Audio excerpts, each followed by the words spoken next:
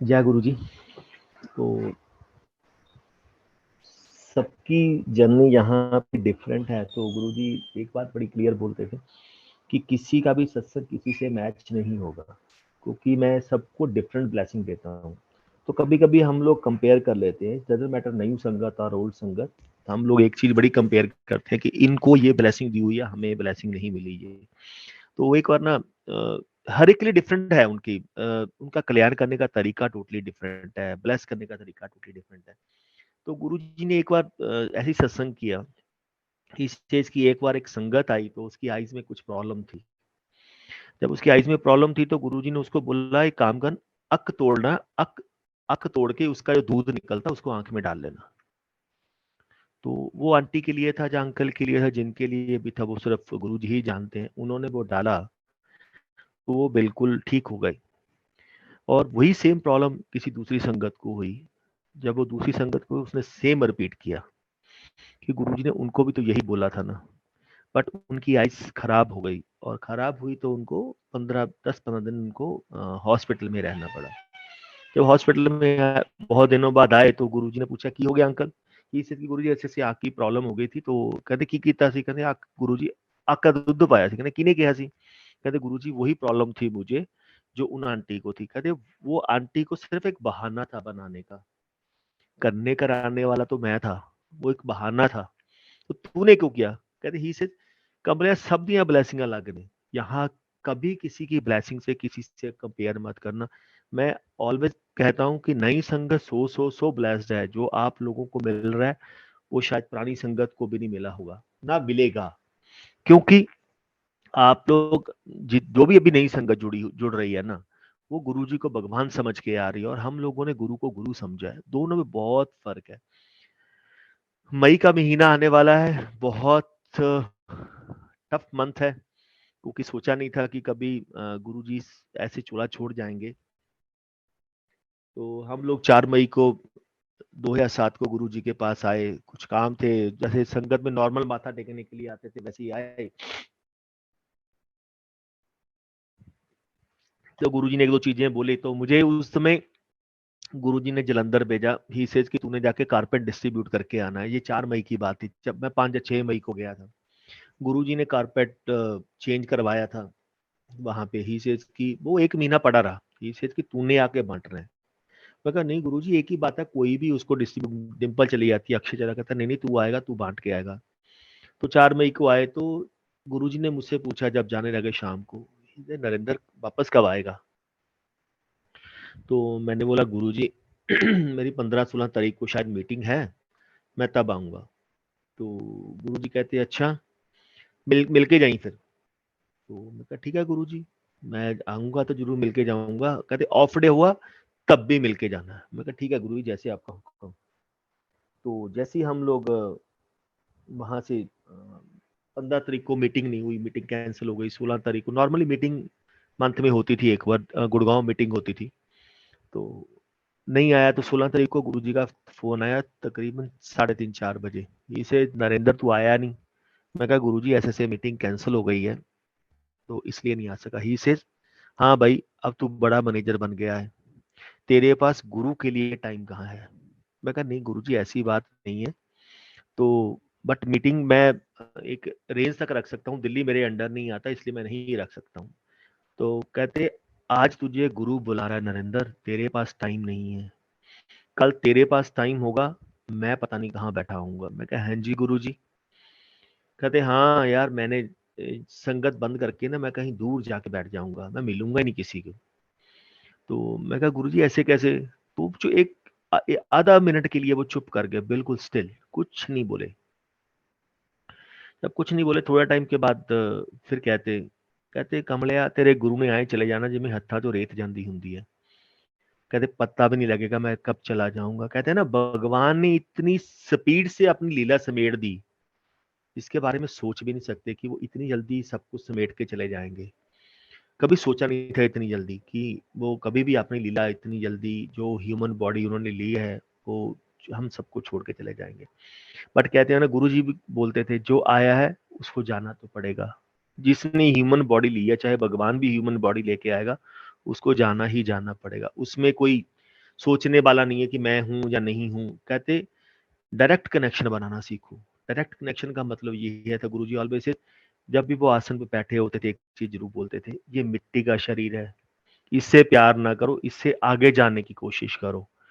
तुम लोग यहीं पे स्टेबल हो गए हो, तो इससे आगे देखो मैं क्या हूं, मैं क्या पावर हूं, मैं ओम हूं, एक ओंकार हूं, एक लाइट हूं, एक ज्योत हूं। इसे कमले ना मेरी जिंदगी है ना मेरी मौत है, अपनी मर्जी ना आना, अपनी मर्जी ना जाना। ना मैं सतयुग में आता हूं, ना द्वापर में आता हूं, ना त्रेता में आता हूं।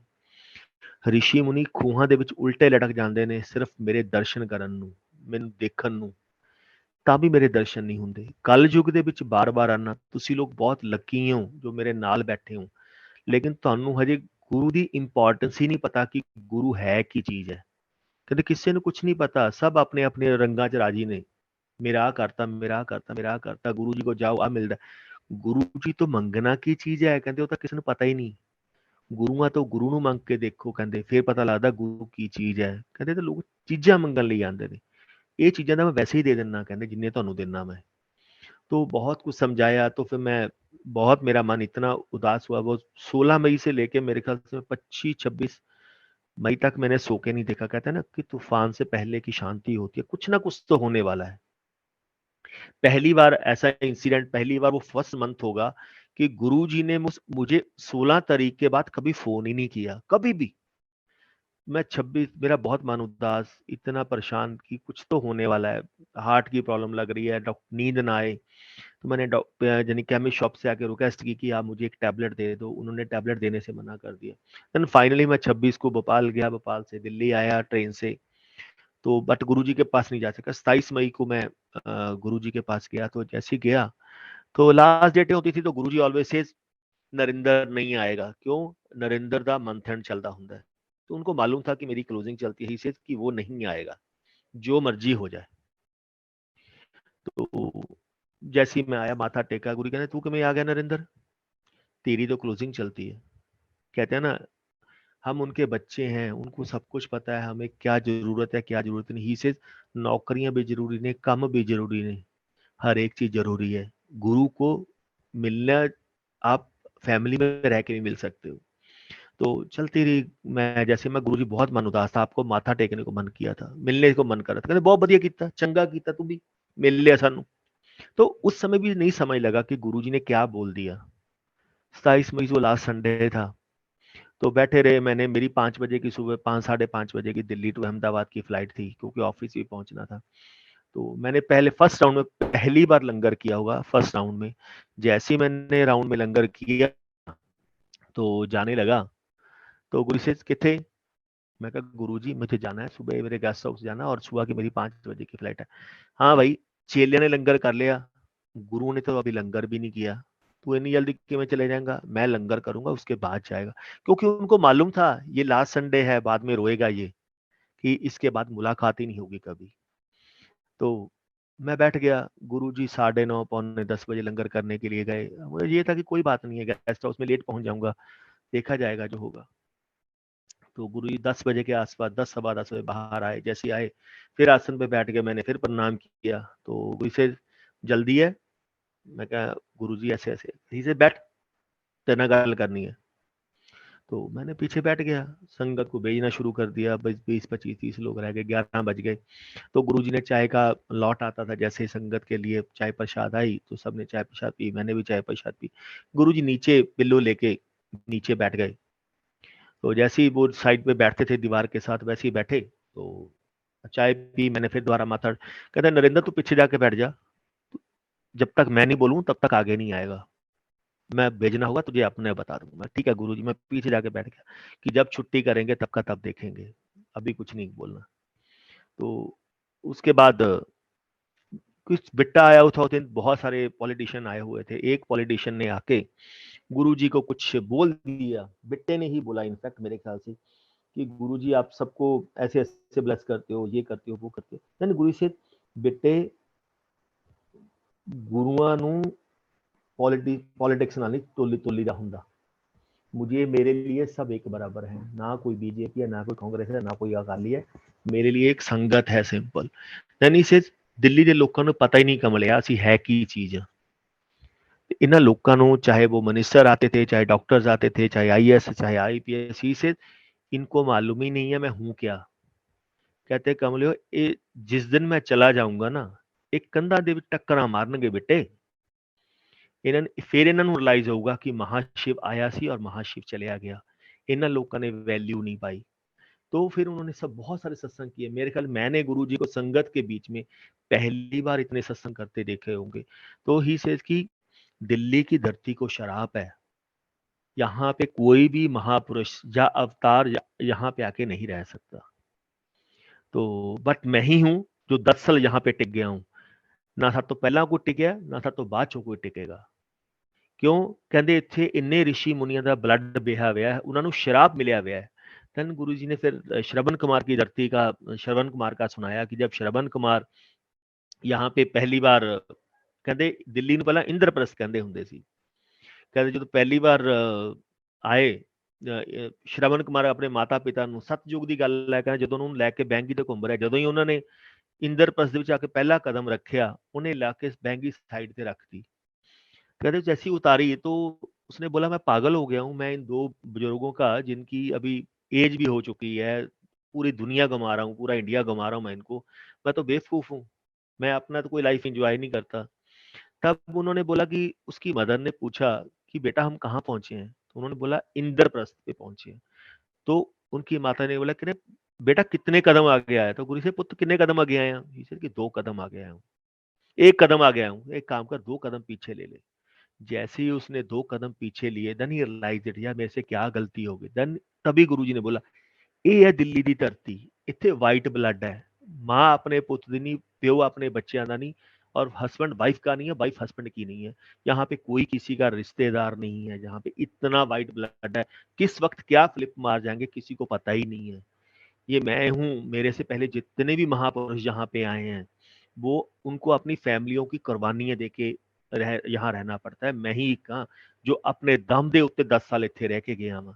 तो बहुत कुछ समझाया। कहते अभी दिल्ली की संगत को पता ही नहीं है, कहते ये तो मांगने में ही बिजी रह गए। तो ऐसे ही मई का महीना था, तो गुरुजी ने एक दिन फोन किया कि सेज कि नरेंद्र, एवरी वीक संगत आती है, पंडा दिया पंडा पापा दिया पर लेके आंदी है मेरे को, एवरी वीक आती है, बहुत बड़ी बड़ी गठड़ियां बापों की बांध के आते हैं। वो जाते हैं गुरुजी के पास, क्या बोलते हैं, गुरुजी बैठे हैं, गुरुजी बैठे हैं, गुरुजी सबको ठीक कर देंगे।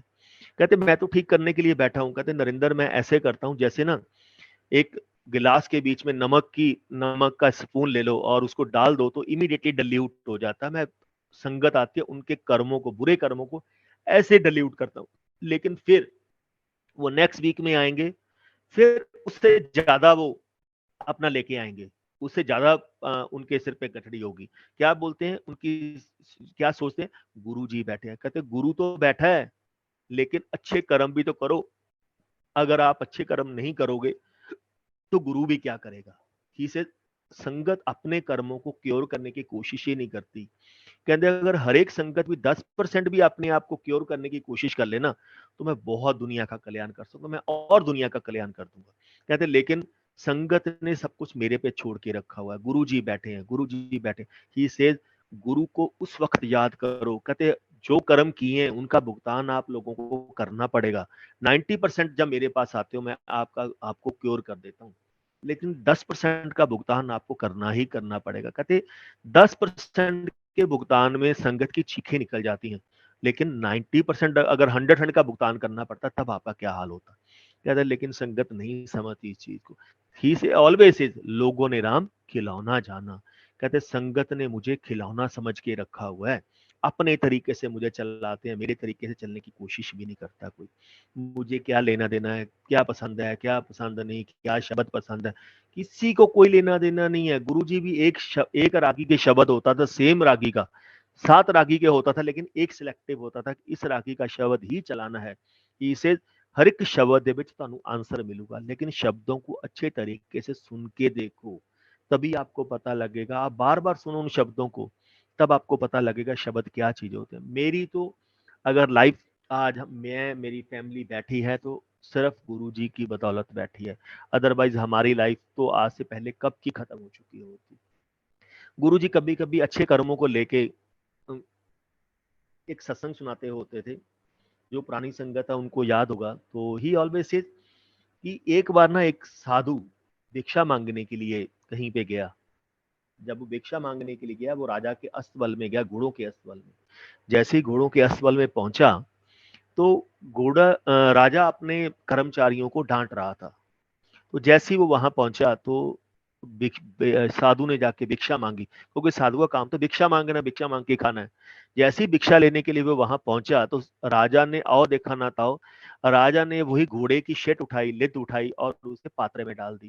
कहते जो पूर्ण गुरु होता है, पूर्ण साधु होता है, जो भगवान में रमा होता है ना, उसको चीजों से कोई फर्क नहीं पड़ता। वो जो भी आप उसको दान दोगे, वो अपने पात्रे में डाल लेगा। कहते उन्होंने अपने पात्रे में डाला और अपने झोले में डाल के वो चले गए।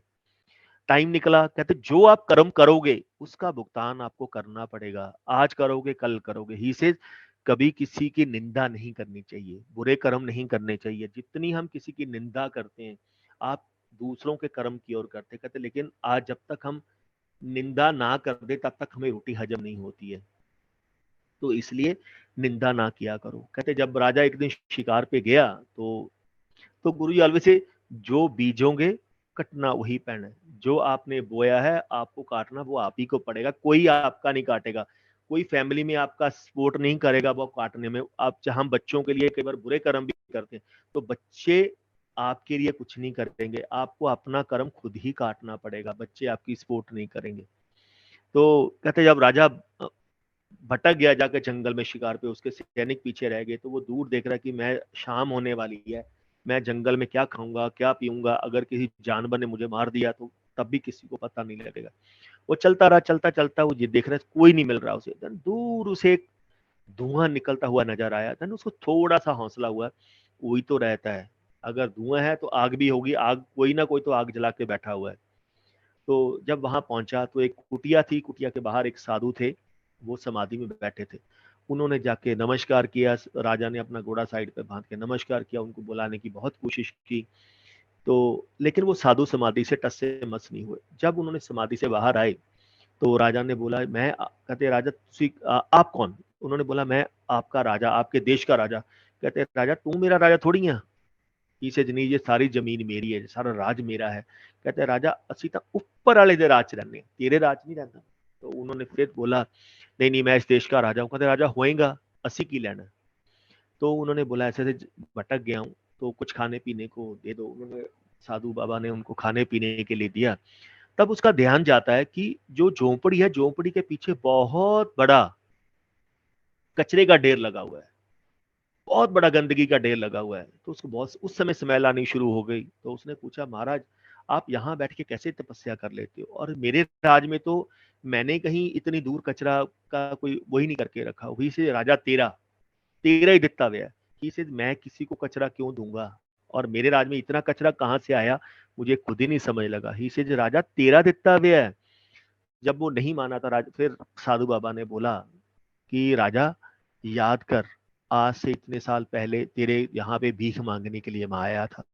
तूने घोड़े की लिद उठाई और मेरे पात्रे में डाली थी। राजा जी वही है, जो तूने दान किया था वो दान तेरे सामने है, वो इतना मल्टीप्लायर हो गया है, पीछे ढेर बन गया वो।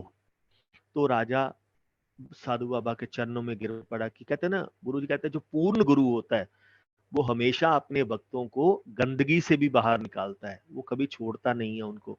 पूरी अपनी कहते हैं ना अपनी भक्ति का रस भी देके, अपनी भक्ति की शक्ति जितना उसको क्रेडिट देके भी उसको बाहर निकालना पड़े, वो तब भी बाहर निकालते हैं, अगर आप उनकी शरण में पड़े हो।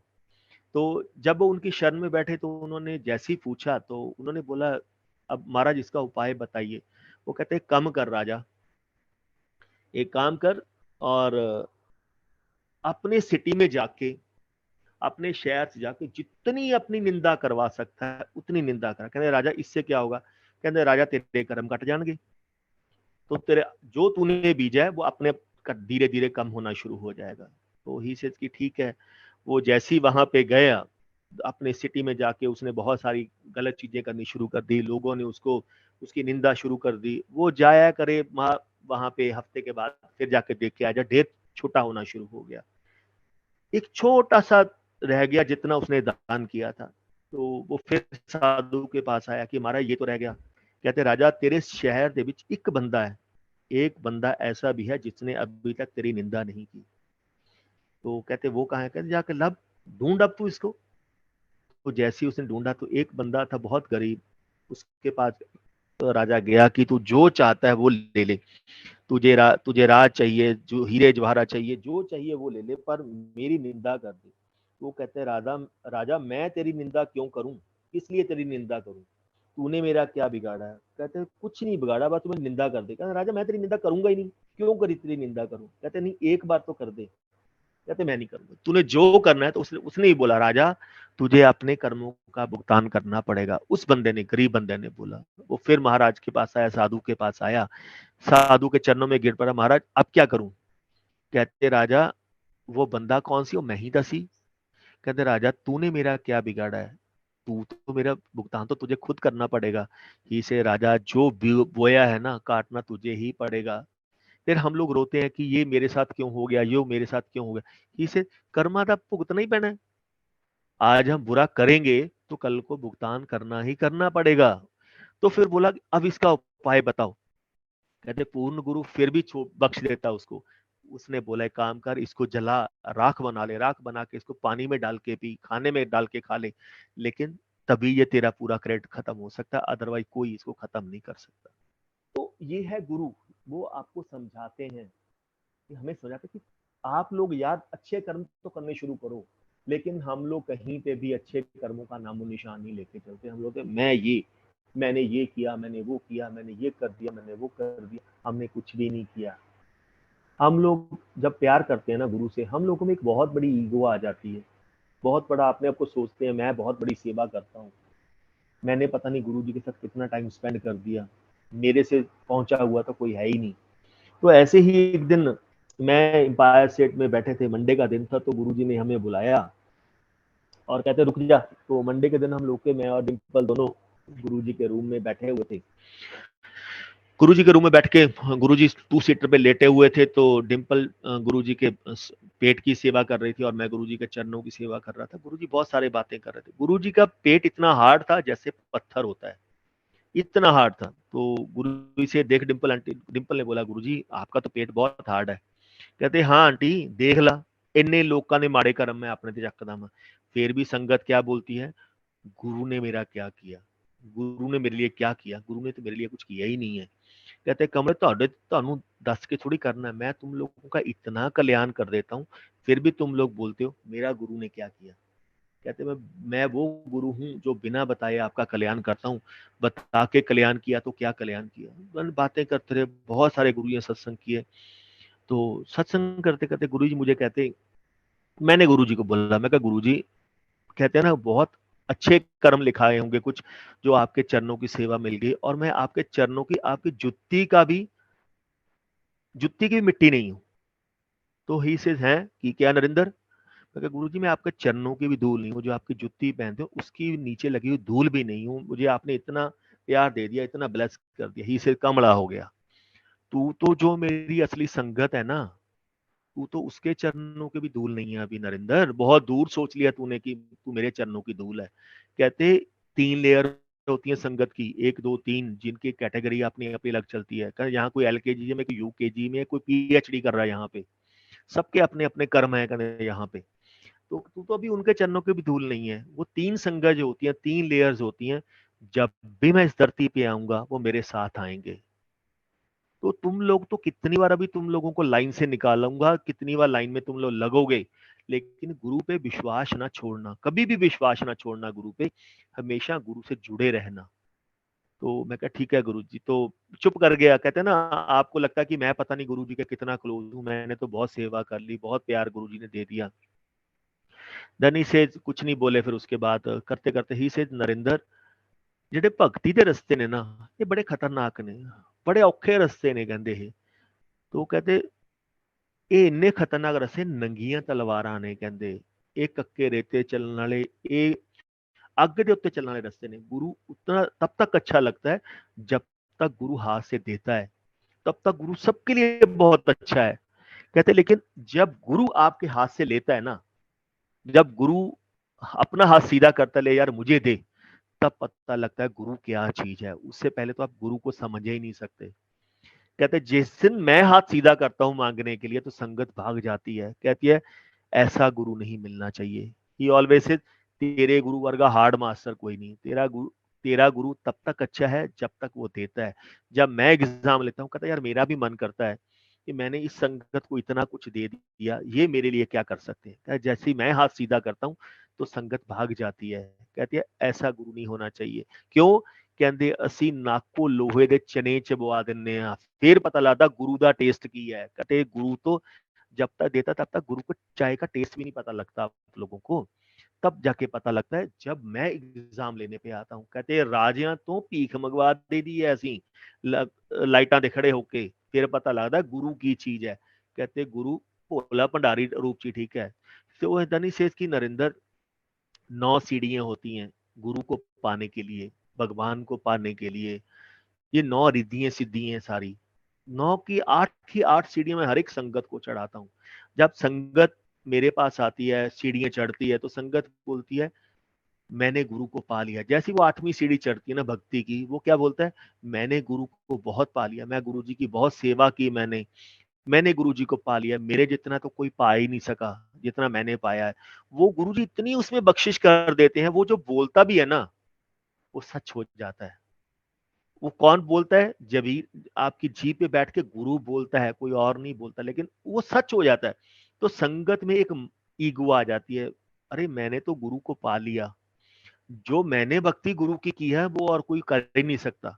तब वो बोलता है मैं गुरु, गुरु मैं, जो गुरु बोलेगा वही मैं बोलूंगा, जो मैं बोलूंगा वही गुरु बोलेगा, क्योंकि मैंने गुरु का इतना प्यार ले लिया, इतनी भक्ति कर दी। देन ही सेज नरेंद्र से मैं 8वीं 9वीं सीढ़ी चढ़ाना। क्या जैसे ही मैं 9वीं सीढ़ी चढ़ाने लगता हूँ 8 के 8 फौड़े मैं तोड़ देता हूँ। फिर वो संगत जो होती है ना हवा में झूलती है। फिर मैं उसको बोलता हूँ कमलिया हूं तू 9वीं सीढ़ी क्रॉस करके दिखा।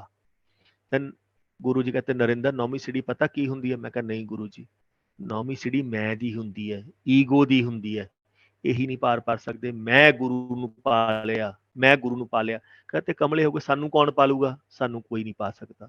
जिसको पार करवाना है वो मैं पार करवाता हूँ, कोई मुझे पार पा ही नहीं सकता। मेरा पार तो आता ब्रह्मा विष्णु महेश माँ पार्वती नहीं मेरा पार पा सकी, तुम लोग क्या मेरा पार पालोगे? तो इतना ईजी नहीं है मुझे समझना। कहते ਕਰੋੜਾਂ ਦੇ ਵਿੱਚੋਂ ਇੱਕ ਸੰਗਤ ਚੁਣਦਾ ਮੈਂ ਨਰਿੰਦਰ, ਜਿਹਨੂੰ ਮੈਂ ਅੱਗੇ अपनी पक्की संगत च एंटर करना। कहते हर एक थोड़ी मेरी पक्की संगत च एंटर हो जाऊगा। यहाँ पार पाना यानी कि नेक्स्ट लेवल पे जाना बहुत टफ होता है। तो गुरु जी ने बहुत कुछ समझाया, एज ए बच्चों की तरह हम लोगों को ट्रीट किया।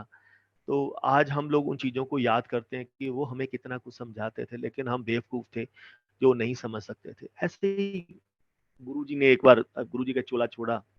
चोला छोड़ने के बाद थोड़े टाइम के बाद 3-4 साल के बाद मैं अनीता कुमार आंटी हैं उनके घर पे सत्संग पे गया। तो एक अंकल वहां सत्संग कर रहे थे। ही सेज कि मैंने गुरु को 80% सरेंडर कर दिया। तो बहुत अच्छी बात है, इससे बढ़िया और क्या हो सकता है।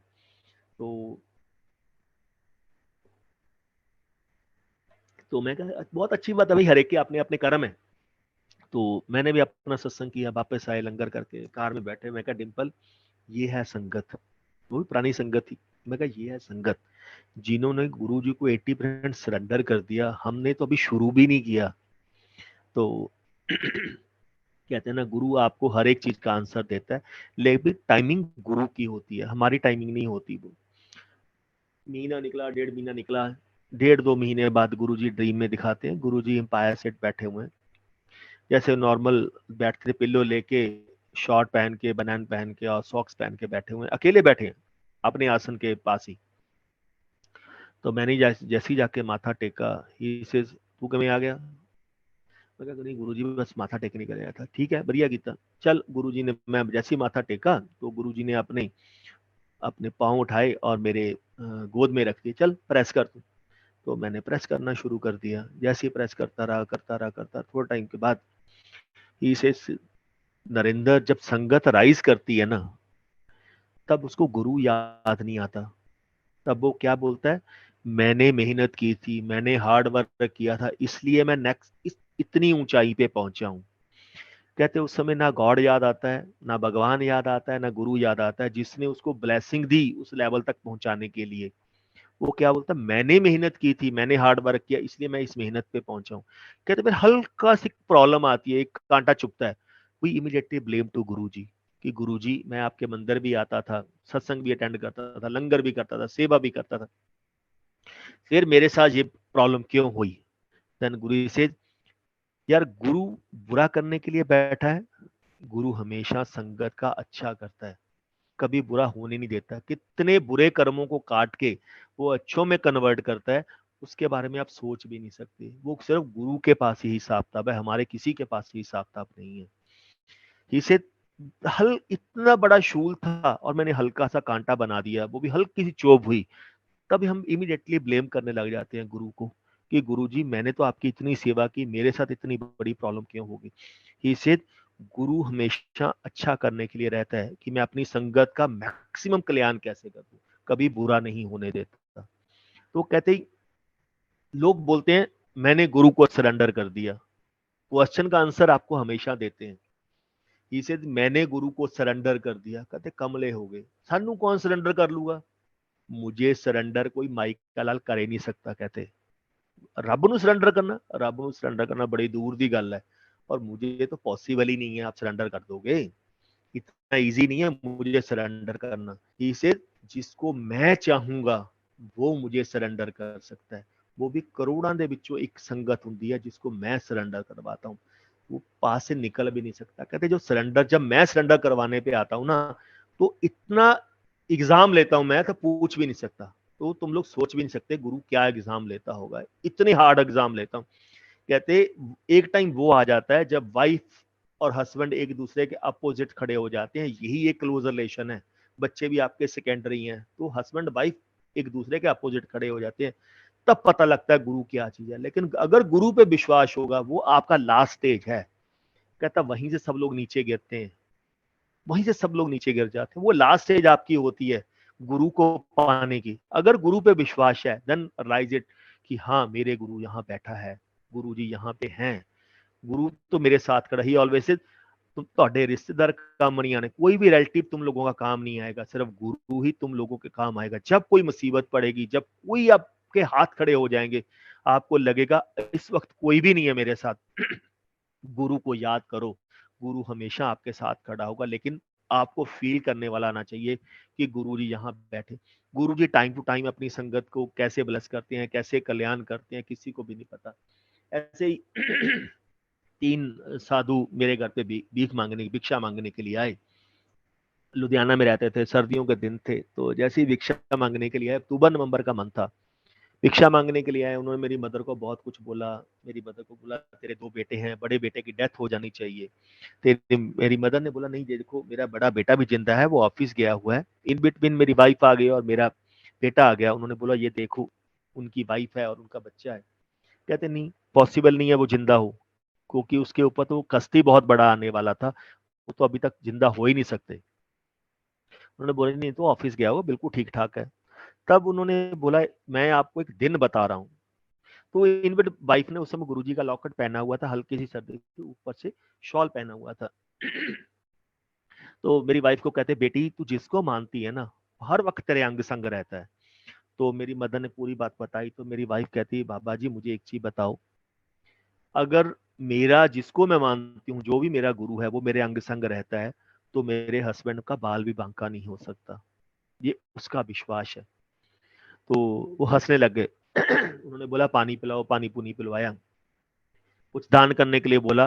उन्होंने बोला बाद में देंगे जो भी आपको करना है। उन्होंने एक डेट फिक्स कर दी कि ये तुम्हारे हस्बैंड की जिंदगी का लास्ट दिन है, अगर ये दिन क्रॉस कर गया तो इसको कोई भी माई का लाल मार नहीं सकता, लेकिन लेकिन ये दिन इसका निकल नहीं सकता। उन्होंने बोला अगर भगवान शिव चाहे, बड़ा क्लियर बोला उन्होंने कि अगर भगवान शिव चाहे तो इसकी लाइफ को ब्लेस कर सकता है, अदरवाइज कोई भी इसकी लाइफ को ब्लेस नहीं कर सकता, क्योंकि इसकी जिंदगी उस दिन के बाद पूरी है। तो जब वो किया तो वाइफ कहती है काम करो आप ना गुरुजी के पास चले जाओ, तो जो गुरुजी ने करना होगा वो गुरुजी देख लेंगे। अगर आपकी डेथ ही होनी लिखी हुई है तो वहां पे जाके हो जाए, मैं ये समझ लूंगी कि गुरुजी के चरणों में आपकी डेथ हो गई है, देखा जाएगा जो होगा। तो ये उसका अपना विश्वास था। लेकिन जब मैं वहां पहुंचा, मुझे नहीं मालूम था उस दिन गुरु नानक देव जी का बर्थडे है। तो गुरुजी ने एम्पायर स्टेट में पहली बार और आखिरी बार, यानी कि उस दिन गुरु नानक देव जी का बर्थडे सेलिब्रेशन किया। रात के 12 साढ़े 12 तक प्रॉपर छैने खरपालें प्रॉपर बजी थी। तो बहुत सारा उस दिन हुआ। तो मुझे रात के 12:30-1 बजे गुरुजी ने वहां से 1-1:30 बजे मुझे छुट्टी मिली, जो वापस भेजा लुधियाना। तो जैसे ही वापस भेजा तो वाइफ को क्या ड्रीम दिखाते हैं, वाइफ लुधियाना में थी, रात को 1 बजे ड्रीम दिखाते हैं कि मैं लेटा हुआ बेड के ऊपर, वाइफ लेटी हुई है, बेटा लेटा हुआ है, हम तीनों लेटे हैं। मेरे सारे ड्रीम वाइफ के होते हैं, मैं सिर्फ इंटरप्रेटर हूँ सुनाने के लिए। मैक्सिमम उसी के ड्रीम है, उसका पुराना क्या कनेक्शन है मुझे नहीं पता। तो बट गुरुजी ने बोला था नरेंद्र, डिम्पल को अपने पीए दे के रखा है, असिस्टेंट दे के रखा है, जो इसके सत्संग शेयर करेगा। तो जैसी वो वहां पे लेटी हुई है तो गुरुजी आके ड्रीम में खड़े हो गए। 1 बजे का टाइम, 12:30-1 बजे का टाइम होगा। तो गुरुजी जब खड़े हैं तो उनके साथ काली माता खड़ी है, दुर्गा माता खड़ी है। तो जैसी दुर्गा माता खड़ी है तो काली माता विराट रूप लेके खड़ी हुई है। तो गुरुजी ने मुझे उठाया, नरेंद्र उठ, देख तेरा कल्याण करवाने लिए मैं किनू लेके आए हैं। तो मैं उठा, वाइफ उठी, दोनों उठ गए। तो कहते नरेंद्र, किसी ने तेरे ते ब्लैक मैजिक किया सी, तेरी डेथ लिखी हुई सी अज दी, ਤੇ ਇਸ ਲਈ ਮੈਂ ਕਾਲੀ ਨੂੰ ਲੈ ਕੇ ਆਇਆ। ਕਦੇ ਕੱਟਣ ਨੂੰ ਤਾਂ ਮੈਂ ਵੀ ਕੱਟ ਸਕਦਾ ਸੀ ਯਾਰ, ਬਲੈਕ ਮੈਜਿਕ ਮੇਰੇ ਲਈ ਬਹੁਤ ਛੋਟੀ ਚੀਜ਼ ਹੈ, ਕੱਟਣ ਨੂੰ ਮੈਂ ਵੀ ਕੱਟ ਸਕਦਾ ਸੀ। ਕਹਿੰਦੇ ਜੀ ਲੇਕਿਨ ਕਾਲੀ ਦਾ ਕੀਤਾ ਵਾ, ਕਾਲੀ ਹੀ ਕੱਟੇ ਤਾਂ ਜ਼ਿਆਦਾ ਵਧੀਆ ਵਾ। ਕਹਿੰਦੇ ਮੈਂ ਕੱਟ ਦੂੰਗਾ ਤਾਂ ਕਾਲੀ ਦੀ ਵੈਲਿਊ ਖਤਮ ਹੋ ਜਾਏਗੀ। ਕਹਿੰਦੇ ਕਿਉਂ, ਇਹ ਮੇਰੀਆਂ ਬੇਟੀਆਂ ਨੇ, ਜਿੰਨੀਆਂ ਵੀ ਦੇਵੀਆਂ ਨੇ ਨਾ ਮੇਰੀਆਂ ਬੇਟੀਆਂ ਨੇ। ਕਹਿੰਦੇ ਪਿਓ ਆਪਣੇ ਬੱਚਿਆਂ ਨਾਲ ਕਦੇ ਉਹ ਨਹੀਂ ਕਰ ਸਕਦਾ ਕਿ ਬੱਚਿਆਂ ਦੀ ਬੇਇੱਜ਼ਤੀ ਹੋਵੇ, ਉਹ ਹਮੇਸ਼ਾ ਆਪਣੇ ਬੱਚੇ ਦਾ ਅੱਛਾ ਚਾਹੁੰਦਾ ਹੈ। ਕਹਿੰਦੇ ਇਸ ਲਈ ਮੈਂ ਕਾਲੀ ਨੂੰ ਨਾਲ ਲੈ ਕੇ ਆਇਆ ਕਿ ਤੇਰਾ ਕੀਤਾ ਵੈ तू ही खत्म करेंगी। देन वो काली अपने, काली माँ अपने विराट रूप में खड़ी हैं। तो गुरुजी ने बोला, काली माता ने इशारा किया कि हाथ आगे करो। तो गुरुजी ने बोला नरेंद्र हाथ आगे कर ला। तो मैंने दोनों हाथ आगे किया। काली माता के हाथ में त्रिशूल थी। वो त्रिशूल एक चांदी की छड़ी बन गया।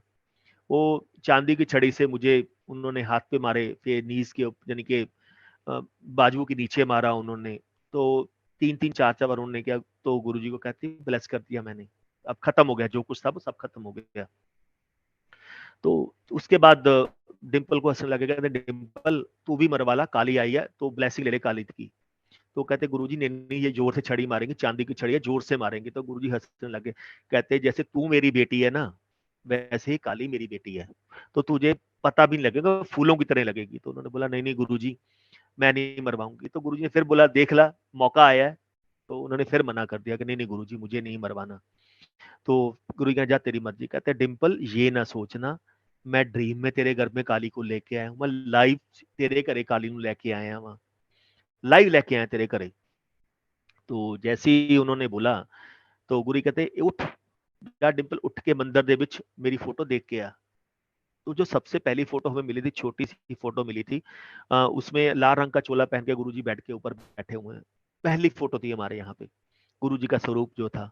तो जैसी वो देखने के लिए गई, वो रेड चोला ब्लैक चोला हो गया था पूरा। तो 5 मिनट उठ के देखा, वो नींद, वो ड्रीम नहीं था, वो रियलिटी थी। तो वहां पे जाके जैसे ही उसने देखना शुरू किया, तो देखते देखते वो धीरे धीरे 5 मिनट के बाद दोबारा वो रेड हो गया। तो डिम्पल आके आके सो गई। सुबह जैसे मैं लुधियाना पहुंचा, डिम्पल ने ड्रीम सुनाया। मैं कहा नहीं नहीं गुरुजी ने ब्लेस कर दिया, जो मेरी सेकंड लाइफ गुरुजी ने गुरु नानक देव जी के बर्थडे वाले दिन ब्लेस की मुझे। तो जब 2002 में ये टाइम, ये 2001 की बात होगी, 2002 में जब गुरुजी जलंधर आए, मैंने किसी आंटी को सत्संग सुना रहा था, तब गुरुजी ने बोला नरेंद्र तेरे घरे भीख मांग के आया मैं। जो वो 3 साधु आए थे ना, वो 3 साधु नहीं थे, मैं ब्रह्मा और विष्णु तेरे घर पे भीख मांगने के लिए गए थे। कहते कनेक्शन तो यही चीज है ना यार, पहचान लो। मैं तो किसी रूप में भी आ सकता हूँ, मुझे पहचानने वाला तो चाहिए। हम लोग कनेक्शन तो बहुत बनाते हैं, गुरु किसी रूप में भी आ सकता है। जरूरी नहीं है गुरु जी जो रूप हमारे सामने लेके बैठे हो इसी रूप में आएंगे, वो किसी रूप में भी हमारे पास आ सकते हैं। किसी संगत के रूप में आ सकते हैं, किसी बैगर के रूप में आ सकते हैं, XYZ किसी एनिमल के रूप में आ सकते हैं, किसी रूप में भी आ जाते हैं। गुरु को पहचानने का कनेक्शन बना के चलो, तभी जाके गुरु का पता लगता है कि गुरु है क्या चीज। तो ऐसे ही गुरुजी ने डिफरेंट डिफरेंट टाइम पे सत्संग किया। जो जो गुरु ने चोला छोड़ना था उससे थोड़े दिन पहले, यानी कि मैं जो फरवरी से लेके मई तक बहुत सत्संग गुरुजी ने सुनाए मुझे। तो लेकिन कहते हैं ना, रिकॉर्डिंग नहीं थी, वो दिमाग से निकल जाते हैं। तो ही से इसकी एक सत्संग याद है मुझे कि एक आंटी आए थे बॉम्बे से। तो बॉम्बे से जैसी आंटी आई, आंटी के ब्रेन में कुछ प्रॉब्लम थी। ब्रेन की जो भी प्रॉब्लम थी, डॉक्टरों को वो इलाज हाथ खड़े कर चुके थे डॉक्टर उनको, कि हम आपकी लाइफ को मेडिसिन से एक्सटेंड कर सकते हैं बट आपको बचा नहीं सकते। फिर उनको उनकी कोई फ्रेंड थी, उन्होंने बताया कि दिल्ली में एक गुरुजी हैं, वो सब कुछ उन चीजों का कल्याण करते हैं जिसका कोई तोड़ नहीं है। जहां डॉक्टर मना कर देते हैं, मेडिकल मना कर देता है, वहां पे साइंस मना कर देती है, वहां पे गुरुजी काम करते हैं। कि इसे वो रियलाइज कराते हैं कि भगवान बैठा है। तो वो चुप कर गए। तो जैसे ही आए गुरुजी के पास आके माथा टेका उन्होंने। तो गुरु से कई संगत होती थी जिनको गुरुजी बोलते थे कि सेकंड टाइम मिल रहे हैं। तो जैसे ही आके उन्होंने माथा टेका, कहते गुरुजी कहते, आंटी सेकंड टाइम मिल रहे हैं आपा? नहीं नहीं गुरुजी, मैं आपको कभी नहीं मिली। कहते नहीं नहीं आंटी, आपा सेकंड टाइम मिल रहे हैं। तो आंटी ने फिर मना किया। थर्ड टाइम आंटी ने मना किया। तो आंटी आंटी कहते गुरुजी, मेरे प्रॉब्लम है, मैं इतनी नास्तिक हूं, मैं आज से पहले कभी मंदिर या गुरुद्वारा साहब जाके मैंने माथा नहीं टेका, किसी गुरु के पास आना तो बहुत दूर की बात है। तो गुरुजी कहते नहीं नहीं आंटी, सेकंड टाइम मिल रहे हैं आपा। तो थर्ड टाइम आंटी ने मना किया। गुरु से, नरेंद्र, मैं लाइव टीवी चलाता, जैसे मैंने लाइव, गुरुजी उनको दिखाते लाइव टीवी का मतलब ये होता था आपको एक विजन, खड़े खड़े लाइव विजन वो दिखाते थे। वो लाइव विजन दिखा रहे हैं तो आंटी को दिखाते, आंटी आज से 22 साल पहले बॉम्बे, बोरीवली, बोरीवली था जो भी एरिया था, आई स्टिल रिमेंबर बोरीवली, कि बोरीवली ये तेरे अपार्टमेंट का नाम था। इस फ्लोर के ऊपर रहती थी, 5th फ्लोर और 7th फ्लोर, ये तेरे अपार्टमेंट का नंबर था। इन्ने बज गए इन्ने मिनट से तेरे को भीख मंगन ਲਈ ਆਇਆ ਸੀ ਮੈਂ, ਤੈਨੂੰ ਮੈਂ ਕਿਹਾ ਸੀ ਆਂਟੀ ਕੁਝ ਖਾਣ ਨੂੰ ਦੇ ਦੇ, ਕੁਝ ਪੀਣ ਨੂੰ ਦੇ ਦੇ, ਤੂੰ ਕੀ ਕਿਹਾ ਸੀ ਆਂਟੀ, ਹੱਟਾ ਕੱਟਾ ਕਮਾ ਕੇ ਨਹੀਂ ਖਾ ਸਕਦਾ? याद आया आंटी? गुरुजी, आप कभी नहीं मिली मैं आपको, ना मैं आपको कभी माथा टेका। कहते नहीं नहीं आंटी, आप मिले हुए हैं, याद कर। तो उन्होंने पूरा जब याद किया, कहते गुरुजी आप नहीं थे, याद आ गया, एक साधु आया था, 6 सवा 6 फुट का था, बहुत हट्टा कट्टा था, मोटा था, और उसके सिर के ऊपर जटाएं थी, और उसने अपने पेट के ऊपर रस्सियां बांध के रखी हुई थी। कहते आंटी ਅਸੀਂ आए थी? नहीं गुरुजी आप नहीं थे, वो तो कोई साधु था। कहते आंटी तेरे पिछले जन्मां ਦੇ ਕਰਮ ਇੰਨੇ ਚੰਗੇ ਕੀਤੇ ਹੋਏ ਸੀ, ਰੱਬ ਤੇਰੇ ਘਰੇ ਗਿਆ ਸੀ ਤੈਨੂੰ ਬਲੈਸ ਕਰਨ ਪਿੱਛੇ, ਤਾਂ ਕਿ तेरे को जो बीमारी आएगी नहीं। कहते भगवान अपना काम करता है, आपके अच्छे कर्मों को लेके कहते हंसते थे। कहते जैसे आप लोग मंदिरों में, गुरुद्वारा साहब में जाके, चर्चा जाके रब ਨੂੰ ਲੱਭਦੇ हो ना, तो भगवान भी अपनी संगत को ढूंढता हुआ फिरता है, उसको भी संगत नहीं मिलती। तो गुरु ऑलवेज से संगत ਤਾਂ ਮੁੱਠੀ ਦੇ ਵਿੱਚ है, बाकी ਤਾਂ भीड़ है।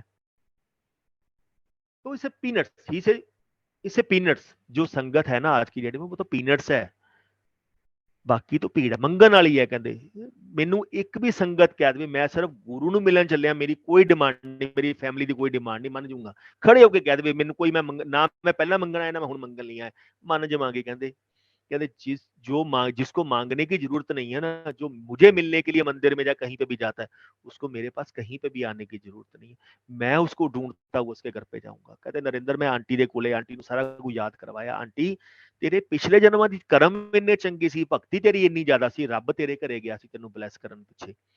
लेकिन जे तू मैनू एक बिस्किट भी खिला देंदी ना, तब मैं तेरे जो 22 साल या 20 साल का तूने बीमारी का भुगतान किया ना, ये भी करना नहीं पड़ना था तुम्हें।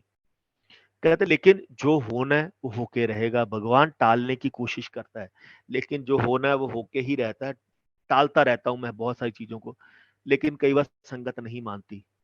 तो कहते ऐसे ही फिर जब वो नहीं है, आंटी आज आ गई तू, चाह प्रसाद पी, चाह प्रसाद पी के लंगर कर, तो चलो कल जाके दोबारा टेस्ट कराओ, तेरी बीमारी का इलाज करता। लेकिन 22 साल तूने भुगतान करवाया अपने जिद के कारण। कहते रब किसी रूप ਦੇ ਵਿੱਚ भी आ जाता है यार, रब का कोई ये थोड़ी है कि मैं इसी फॉर्म में आऊंगा, मैं किसी रूप में भी आपके पास आ सकता हूँ।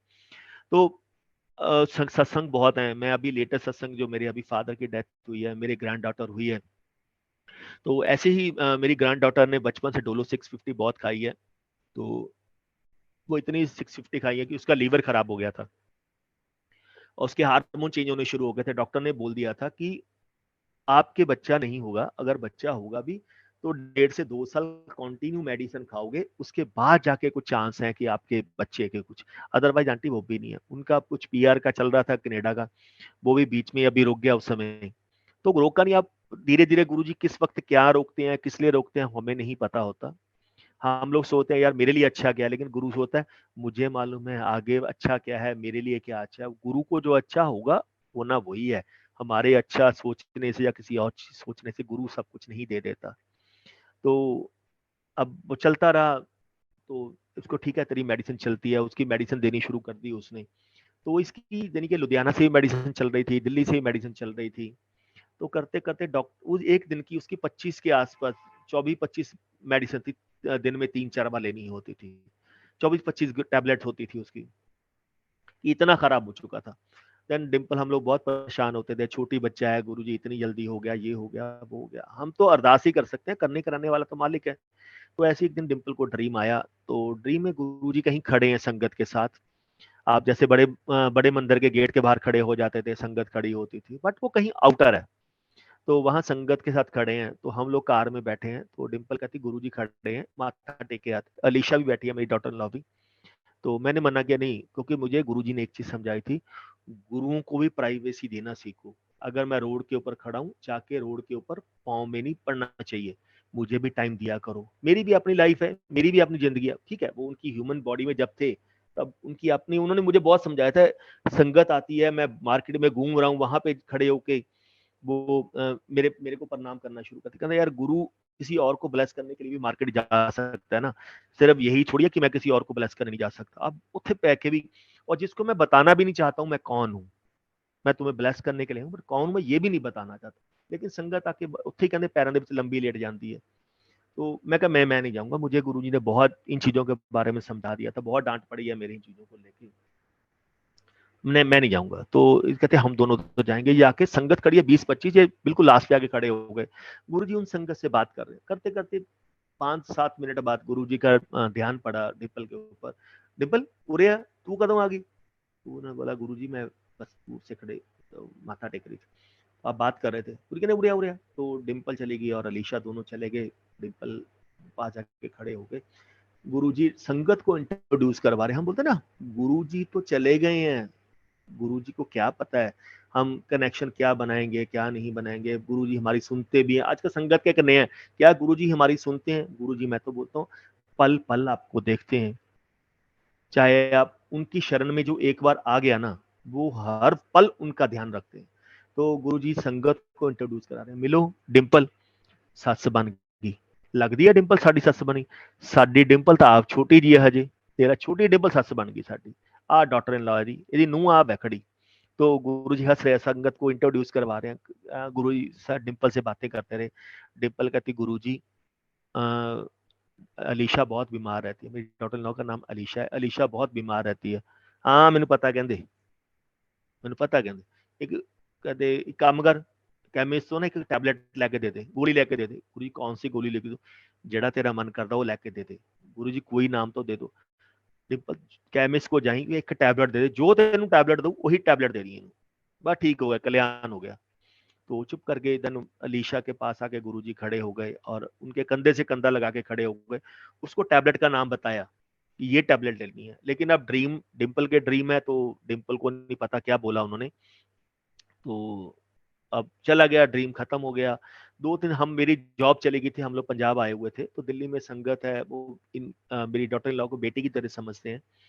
तो उन्होंने उनको बुलाया और कहते आके मिल जाओ। तो जैसे ही मिलने के लिए गए अक्षय और अलीशा, तो सरीदा विहार में एक डिम्पल की फ्रेंड है, उनके पास उन्होंने, मैं कहा वो डॉक्टर है आयुर्वेदिक की, कि आप जाके ना एक बार सारी रिपोर्टें दिखा के आ जाना कि आंटी देखो रिपोर्टों में ऐसे ऐसे प्रॉब्लम है। उन्होंने सारी रिपोर्टें देखी, टैबलेट का देखा, कहते अलीशा तू पागल हो गई है, इतनी टैबलेट खाती है, सारी टैबलेट बंद कर दे आज तो बाद, तूने एक ही टैबलेट खानी है जो मैं तुझे लिख के दे रही हूँ। उन्होंने डाबर की कोई टैबलेट लिख के दी। अब करने कराने वाला कौन है? करने कराने वाला तो मालिक है। हम लोगों को नहीं समझ लगता, हम लोग बोलते हैं हम वहां पे गए, क्योंकि मालिक की अपनी कैलकुलेशन है, उस उन्होंने आपका कल्याण कैसे करना है वो हमें नहीं पता। तो अब उन्होंने एक टैबलेट लिखी, वो टैबलेट शुरू कर दी। अब वो टैबलेट लेते महीना 1.5 महीना हो गया, इन बिटवीन इसने कंसीव कर लिया, हमें भी नहीं पता। 2 महीने निकल गए, 2 2.5 महीने के बाद इसने बताया कि ऐसे ऐसे प्रॉब्लम है वाइफ को। डॉक्टर से चेकअप कराया, पता लगा कि ऐसे ऐसे कंसीव कर लिया। तो एक एक डर होता है, क्योंकि जब लीवर आपका इतना कमजोर है, हार्मोन्स की प्रॉब्लम है, अब वो टिकेगा नहीं टिकेगा। डॉक्टर ने भी बोल दिया था कि आपको 9 मंथ बेड रेस्ट करना पड़ेगा, क्योंकि 2 महीने में 3 महीने बहुत सारी प्रॉब्लम्स हो गई थी, कॉम्प्लिकेशन बहुत ज्यादा हो गई थी। तो चलते चलते 4th मंथ जैसे ही लगा, तो मेरी एक सिस्टर है, कहते हैं ना संगत के थ्रू भी आपको कभी कभी मैसेज दे देते हैं, लेकिन अपना गुरु से कनेक्शन बना के चलो, अपना गुरु के साथ मैसेज बना के चलो, कि गुरु आपको हर एक चीज का आंसर देते हैं। वो आपका इतना कनेक्शन चाहिए। अब कई बार होता है कि आपको दे देते हैं। वो मेरी सिस्टर बनी हुई है, तो सुबह सुबह उसका फोन आया, उसको मेडिटेशन में बैठी थी, तो गुरुजी ने उसको दिखाया कि गुरुजी अपनी कुंटेसा गाड़ी में लुधियाना हमारे घर पे आए हैं, और जैसे ही आए हैं तो गुरुजी के हाथ में कुछ वाइट कपड़े में कुछ चीज है। तो धीरे धीरे वो जैसी गाड़ी से उतरने लगे, वो उसका सिर बन गया, बाजू बन गई, लेग्स बन गई। तो गुरुजी उसके साथ अंदर आ रहे हैं, और जैसे अंदर सोफे पे आके बैठे तो गुरुजी वो बच्चा बन गया। तो गुरु से नरेंद्र नु अपना ना ग्रैंडसन देता, तो वाय देता, कहते पोता देता अपने नरेंद्र नु। तो आंटी ने, उस आंटी ने बोला जो मेरी सिस्टर है, गुरुजी आप आ रहे हो? कहते नहीं नहीं, मैं क्यों आना, कहते रब इन्नी जल्दी नहीं अवतार लेना, मैं अपनी ब्लेस सोल भेज रहा हूँ इनके घर पे। तो ठीक है। अब वो आ गया, उसने सुबह सुबह फोन किया, भाई भाभी से बात करवा दे, उनसे फोन पे बात कर, सही से बताना कुछ है कि नहीं है। वो फर्स्ट संगत होगी जब फर्स्ट फैमिली से बाहर किसी को हमने बताया होगा। उन्होंने बोला हाँ, कहते गुरु जी मुझे दिखा गए हैं, और आपके ऐसे ऐसे ये ग्रैंड सन होना है। गुरु जी ब्लेस करके गए उस बच्चे को। चलो एनी हो, निकला 3-4 दिन के बाद उसका दोबारा फोन आ गया, कहती भाई एक मैसेज गुरुजी ने ड्रीम दिखाया मेडिटेशन बैठे बैठे, ही सेज कैंसर 6 महीने, कैंसर 6 महीने। गुरु जी 2 बार बोले हैं, कहती 2-3 बार बोले हैं कैंसर 6 महीने। कहती मुझे समझ नहीं लगा किसको कैंसर है, किसको 6 महीने है, क्या लाइफ देके गए हैं। मैं क्या, अब उनकी वही जानते हैं, मुझे नहीं पता आपको क्या बता के गए हैं, किसको कैंसर है, किसकी लाइफ ब्लेस की है उन्होंने, पता नहीं। चलो हम दोनों के गुरु पे छोड़ देते हैं, जब टाइम आता है तो गुरु अपने आप बताता है। तो ऐसी उसके एक हफ्ते के बाद मेरे फादर को थोड़ी सी बैठे बैठे ब्रेथ में प्रॉब्लम आनी शुरू हो गई। हमें ये लगा शायद हार्ट की प्रॉब्लम है। ही इज 78-80 ईयर्स ओल्ड, बहुत ज्यादा स्मोक करते थे कि शायद हार्ट में कुछ प्रॉब्लम ना आ गई हो। तो हम डॉक्टर के पास लेके गए, उन्होंने एडमिट किया 3 दिन। यानी कि एक स्टेज पे तो ये पोजीशन आ गई, जिस दिन हमने एडमिट करवाया था, कि आज रात के 12 बजे 1 बजे नहीं निकलेंगे, इनकी हार्ट बीट बिल्कुल स्लो हो चुकी है, चांसेस नहीं है। उन्होंने उनको आईसीयू में शिफ्ट कर दिया। आईसीयू के बाद उन्होंने आगे शिफ्ट कर दिया कि देखो, उन्होंने पहले बोल दिया देखो आप फॉर्म भर दो, कल सुबह का नहीं पता।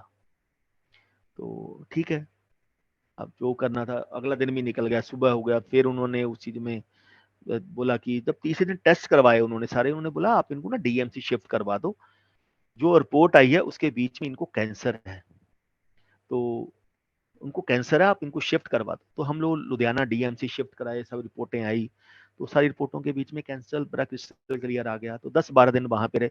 मतलब उस पोजीशन पे थे कि कई बार रात को उनको जमदूत नजर आते थे कि हाँ मुझे को लेने के लिए बेड के पास 4 बंदे खड़े हैं जो मुझे लेके जाना चाहते हैं, ब्लैक कपड़े पहने हुए हैं, और कोई लड़ रहा है उनसे, वो मुझे लेके जाना चाहते हैं, वो खींच के उनको वापस भेज रहे हैं।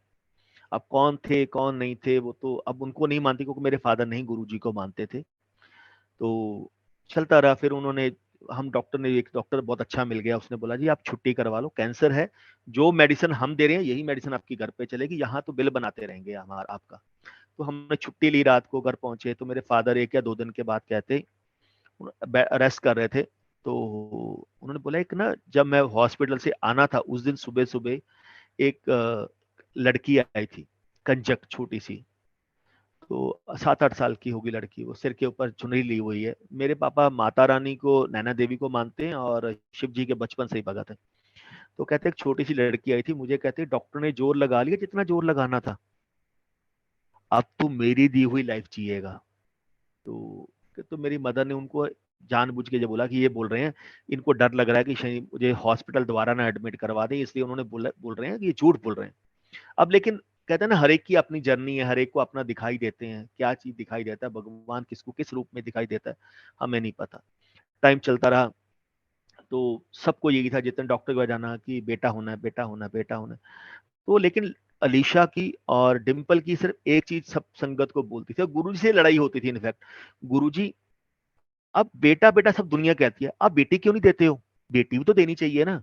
लोग बेटी क्यों नहीं बोलते? चाहे लड़का ही हो, कोई ये नहीं आपको बोलेगा आपके बेटी हो, हमेशा ये बोले आपके बेटा होगा, आपके बेटा हो।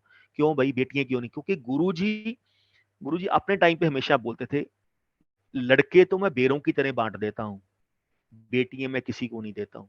कहते बेटियां ਕਰਮਾਂ ਵਾਲਿਆਂ ਨੂੰ ਦਿੱਤੀਆਂ ਜਾਂਦੀਆਂ ਨੇ, ਜਿਹਦੇ ਕਰਮਾਂ ਦੇ ਵਿੱਚ दान लिखा होएगा, जो अच्छे कर्म जिसने किए होंगे, तब उसको बेटी उसकी फैमिली में ब्लेस होती है, उसके बिना बेटी नहीं किसी को मिलती। बहुत अच्छे कर्म ही से सब जग्गा ਨੂੰ ਮਿਲਾ ਕੇ ਇੱਕ ਕੱਲਾ ਜੱਗ है। ये तो बड़ा दान इस धरती ਦੇ ਉੱਤੇ कोई नहीं है, कन्यादान तो बड़ा। तो अब सब यही लड़ते रहते थे। तो जब इसका 9 दिसंबर को बर्थ है, तो 7 दिसंबर को उन्हीं जो मेरी सिस्टर उनके घर पे सत्संग था, एक लड़की वहां पे उनके आती है रिलेटिव्स, तो वो बैठी तो उसका मेडिटेशन में समाधि लग गई। जैसी समाधि लगी वो क्या दिखाते हैं, गुरुजी आसन के ऊपर बैठे हैं और आसन के ऊपर गुरुजी पिंक कपड़े के बीच में एक बेबी को लेके बैठे हुए हैं। बहुत सुंदर बेबी है, वो देख रही है, गुरुजी उसको खिला रहे हैं उस बेबी को। जैसे हम लोग बोलते हैं कि दादा जब पेरेंट्स अपने बच्चों को खिलाते हैं, वैसे ही वो उसको खिला रहे हैं आसन पे बैठ के। तो उसने पूछा गुरुजी ये कौन है? कहते नरिंदर दी पोती है। कहते पोती पोती करी ਜਾਂਦੀ ਸੀ, ਆਪਾਂ ਨੇ ग्रांड डॉटर देती ਉਹਨੂੰ, ग्रांड सन सन करी ਜਾਂਦੀ। ਕਹਿੰਦੇ ਆਪਾਂ ग्रांड, ਕਹਿੰਦੇ ਮੰਗਦੀ ਇਹ ਸੀ मेरे पोती होनी चाहिए, मेरे ग्रांड डॉटर होनी चाहिए, आप ग्रांड डॉटर देती कहते नरिंदर। तो ये 7 को है, 9 यानी कि 2 दिन के बीच में गुरु जी ने उस लड़के को लड़की में कन्वर्ट कर दिया। यानी कि आज उसकी अगर मैं आपको फोटोग्राफ सबको दिखाऊं, उसके सिम्टम दिखाऊं, सब कुछ लड़कियों वाले। तो गुरु ऑलवेज कई बार हंसते होते, कई संगत को गुरु जी ने किया ऐसा, लड़का नहीं लड़की, तो लड़कों को लड़की में कन्वर्ट किया हुआ था गुरुजी ने अपने टाइम पे भी। तो जब इसका हो गया तो 21 जनवरी को हम लोग बैठे थे, 21 जनवरी 2023 को शाम को यही टाइम था। तो मैं और वाइफ बैठे थे, मैं कहा डिम्पल पापा के ना 25 तारीख को 6 महीने पूरे होने वाले हैं। तो गुरुजी ने उस समय 6 महीने बोले थे। मैं कहा 6 महीने पूरे होने वाले हैं। मैं कहा बस उनको लंग्स कैंसर था, लास्ट तक वो चलते रहे हैं, धूप अपना खाते थे, खाना खाते थे। सबको मालूम है जिसको लंग्स कैंसर होता है उसकी क्या प्रॉब्लम होती है, उसको पानी भी पीना मुश्किल हो जाता है। लेकिन उन्होंने लास्ट मोमेंट तक, भगवान ने उनको, गुरु जी ने उनको एक भी तकलीफ नहीं आने दी। मैं कहा गुरु जी से बस एक ही अरदास है, ना मैं कोई लाइफ मांगूंगा ना कुछ और मांगूंगा, गुरु जी आराम से लेके जाना, तकलीफ ना देना बस जब भी लेके जाओगे इनको। तो 21 तारीख को हम लोग रात को बात कर रहे हैं, तो 22 तारीख को सुबह सुबह उठे, क्योंकि 4 दिन मेरे उसमें रहते थे, बाकी उसके बाद गुरुजी ने कितनी लाइफ देनी है वो गुरु ही जानते हैं। तो 22 तारीख को सुबह सुबह उठ गया, मेरी मदर ने 7:15 बजे मुझे आवाज लगाई, तो पापा को बेड पे लेटाया, डेथ हो गई उनकी। तो उन्होंने मदर ने सुनाया कि 5 बजे, 5 5:30 बजे उठ के वो बाथरूम गए हैं और मुझे उठा के कहते हैं नीलम, मेरी मदर का नाम नीलम है, नीलम सारी रात ना मैं शिव पुराण सुना रहा हूँ। मैं 5 6 बार बाथरूम गया हूँ, क्योंकि कैंसर के कारण उनको बार बार यूरिन आ रहा था, कि मैं 5 बार या 6 बार मैं बाथरूम गया हूँ। जैसे ना मेरे पास कोई बैठा है, वो मुझे वो मुझे शिव पुराण सुना रहा है सारी रात का। रात 12 बजे से लेके 5:30 या 5 बजे तक भगवान का शिव पुराण, उसको शिव पुराण पूरा कुछ सुना रहा है उनके पास बैठ के। जब मैं जाता हूँ वो बंद कर देता है, आके लेटता हूँ, वो फिर शिव पुराण सुनना शुरू कर देता है। तो मेरी मदर ने बोला नहीं नहीं आपको ऐसे ही लग रहा हो। कहते नहीं नहीं मैं झूठ नहीं कह रहा। कहते यहाँ पे मेरे जैसे कुछ साथ में चेयर लेके बैठा हो, ऐसे कुछ सुना रहा है बार बार मुझे शिव पुराण। हम शिव पुराण पढ़ते हैं, कहते ना लास्ट मोमेंट पे शिव पुराण के कुछ वर्ड, कुछ लाइन भी आपके कानों में पड़ जाए तो शिव गन आपको लेने के लिए आते हैं। जो शिव पुराण में बड़ा क्लियर मेंशन है इस चीज के बारे में। तो 7 बजे, 7:15 बजे वो बाथरूम गए हैं, उन्होंने अपने आप को फ्रेश किया, ब्रश किया, कपड़े चेंज किए। तो बोले नहाऊंगा कल, क्योंकि नरेंद्र ने कल मंडे की हमने अपॉइंटमेंट ली हुई थी कि डॉक्टर के पास जाना है। तो वहीं बाथरूम के बाहर खड़े हो गए, मदर ने हमें आवाज लगाई, तो जैसी आवाज लगाई मैंने वहां पे गया, तो बेड पे आके लेटाया। तो 3 या 4 मिनट तो बहुत ज्यादा होंगे, मैंने आज तक कभी किसी को जाते हुए नहीं देखा। लेकिन मेरे सामने 3 या 4 मिनट में, हाथों में हाथ है उनका, एक हाथ में मैंने पकड़ा हुआ है, एक हाथ में मेरे बेटे ने पकड़ा हुआ है, और 5 मिनट में उन्होंने, 3 मिनट में, 3 या 4 मिनट में उन्होंने श्वास छोड़ दी, without any pain, without any कुछ भी तकलीफ, उन्होंने अपने आप को श्वास छोड़ दी। इससे ज्यादा बेटर, इससे अच्छी मौत आपको गुरु नहीं दे सकता। हम लोग ऐसी मौतों को तरसते हैं। कहते हैं जिनको कैंसर है उनको पता है क्या तकलीफ होती है। लेकिन गुरुजी का शुक्राना, जिन्होंने मेरे फादर को एक भी तकलीफ नहीं होने दी, कि जो हॉस्पिटल में 10 दिन रह के आए वो रह के आए। गुरुजी हमेशा बोलते थे, मैं कुलां ਦੀਆਂ ਕੁਲਾਂ ਤਾਰ ਦਿੰਨਾ ਤੁਹਾਡੀਆਂ, ਪੀੜੀਆਂ ਦੇ ਪੀੜੀਆਂ ਤਾਰ ਦਿੰਨਾ। तो मुझे कई बार हसन, नरिंदर तेरी मैं कुलां ਦੀਆਂ ਕੁਲਾਂ ਤਾਰਤੀਆਂ, ਕਹਿੰਦੇ तेरे अगे वाले तेरे पीछे वाले सारे तारते मैंने। तो अब वो याद आता है कि गुरु जी खुद पूर्ण परमात्मा है। कहते ना, फैमिली का एक बंदा भी चले जाए तब भी आप पूरी फैमिली ब्लेस करवा लेते हो। तो हम लोग भी लकी हैं, हमें साथ रहने का मौका मिला। नई संगत उससे भी ज्यादा लकी है, जो आपको आज की डेट में गुरुजी दे रहे हैं ना, शायद हम लोगों को उसको समझने में बहुत टाइम लगता था। तो बस एक ही चीज है, उन पे विश्वास रख के चलो, उनको टाइमिंग देना सीखो। जो मुझे सिर्फ उन्होंने एक ही चीज समझाई थी, संगत को बोलो जल्दीबाजी ना किया करे, मैं हर एक चीज देने के लिए बैठा हूं, मेरे पे विश्वास रख के चलो, पेशेंस रख के चलो, थोड़ा टाइम मुझे भी दो उसको ठीक करने के लिए। आप आते हो, रोते हो, चिल्लाते हो, इमीडिएटली सब कुछ मांगते हो, लेकिन उसका भुगतान हमें करना पड़ता है। कहते हैं वो इंस्टेंट ब्लेसिंग होती है, उसकी शॉर्ट लाइफ होती है। जो मैं अपनी मर्जी से देता हूँ ना, उसकी लाइफ बहुत लंबी होती है। तो विश्वास और ट्रस्ट, यही गुरु जी पे रखो, वो सबका बेड़ा पार करते हैं। तो थैंक यू जी, जय गुरु जी। गलती हो गई है उस सत्संग के बीच में तो प्लीज मैं माफी मांगता हूँ। तो थैंक यू, जय गुरु जी।